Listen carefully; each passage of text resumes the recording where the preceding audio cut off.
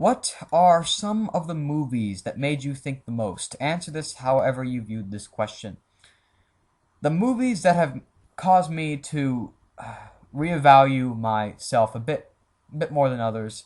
I'd have to say that honor would have to go to Fight Club and American History X. But in terms of a movie making me think more about its plot and how its world and mythos are structured, that would probably go to Donnie Darko. What games are you looking forward to this year? To be honest, I don't really know a lot of the games that are coming out this year. I don't really pay attention to that as often as I used to. I guess I'm looking forward to Final Fantasy 13 just because I'm a fan of Final Fantasy in general. No More Heroes 2 sounds nice. It's on my list of things to buy. What else? Is there going to be a new Kingdom Hearts game this year? I don't know. I don't know if there is or not. If there is, I'm looking forward to that, but I don't really know. And doesn't Super Mario Galaxy 2 come out this year? I think it things it come out, I think it comes out soon, so that would be something to look forward to. I really enjoyed Super Mario Galaxy. Let me just scroll down here to the next question.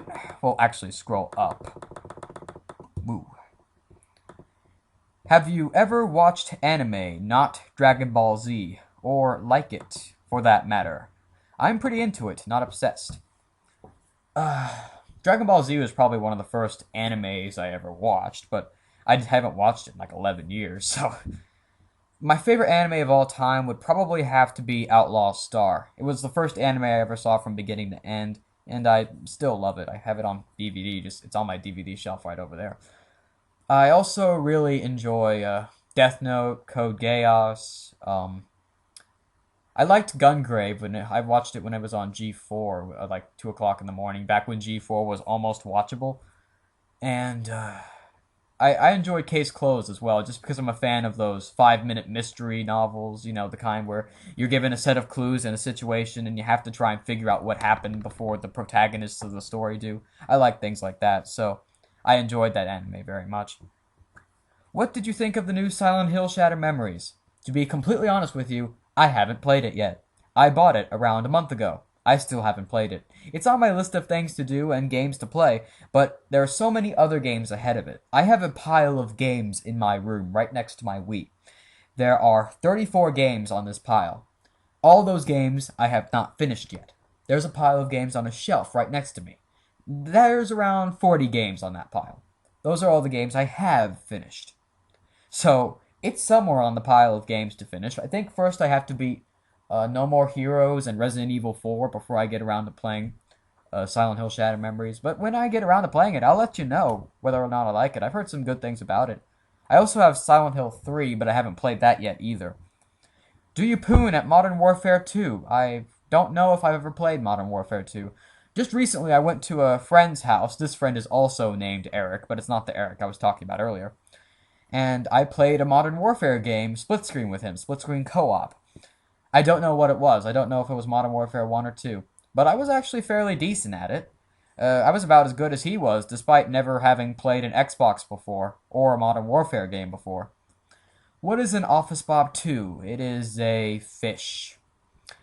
I live in rainy, cold England. What's the weather like there? Well, this weekend it was really snowy. We had record snowfall. The most snowfall since the 1970s, I believe. But it's mostly gone now, and the weather is cold, but clear and dry. I don't really like weather like that. I'd rather it be rainy outside than clear and dry. It's kind of a misleading. It's misleading to look out the window like that, because it looks all sunny and clear, but when you get out there, it's windy and cold. Who would win in a battle between Goku and Superman? I don't know, Goku. Just because, I don't know. I'm not really all that into superheroes, to be honest. I haven't watched any movie about a superhero. I never read comics or anything like that, so I don't know much about them. What is all the consoles you have, including handhelds? I have... Well, I'm not going to list every console I have, because that would include all the old consoles. I'm just going to list the modern ones that I play fairly often. I've got a DS, I've got a Wii, and I've got a PlayStation 2. Sometime this year, I might get a PS3, but that's sort of iffy. What is your favorite food? Curious and bored. Any and all forms of shrimp. And lasagna. Shrimp and lasagna. Those things are awesome. Best foods ever. Here is my question. If it isn't too personal, let me know. Are you a virgin? That is pretty damn personal right there. Let's not go into that one. I know you're probably not trying to sound too creepy, but you do sound creepy. Favorite World War II gun? Probably the STG-44, just because it's awesome. What's your favorite Pokemon, and why? When I was really hardcore into Pokemon, as I'm sure we all were back in the late 90s, early 2000s, uh, I would probably have answered Jigglypuff, because I just like Jigglypuff. I don't know why. I played as Jigglypuff on the first Super Smash Bros. I liked it that much. I really don't know why. I'd have to pick a favorite out of the original 150 because I don't really know any of the other ones, really.